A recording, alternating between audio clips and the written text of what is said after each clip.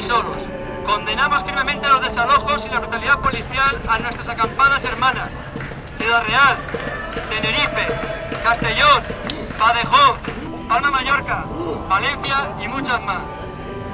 ¿Qué os da tanto miedo de nosotras para tener que entrar a desalojar una acampada pacífica con un dispositivo policial desmesurado a las 5 de la mañana mientras dormimos?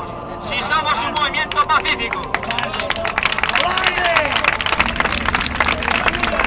¿Por qué no dialogáis con nosotras? ¿Por qué no habéis bajado de vuestros sillones de cuero a intentar conversar con nosotras antes de reprimirnos? ¿Por qué las únicas noticias que tenemos de vosotras vienen por parte de la represión, la porra y la violencia? ¿Quiénes son los violentos? Oye, que mira, que me están deteniendo por poner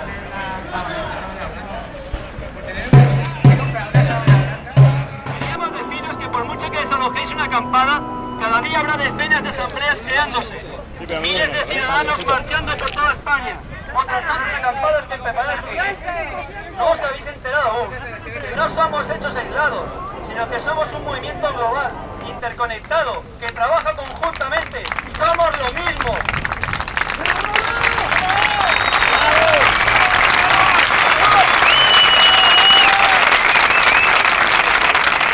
Que lo mínimo por decencia democrática y moral que debían de hacer es, en este momento, pedir perdón por lo que han dicho y solidarizarse conmigo.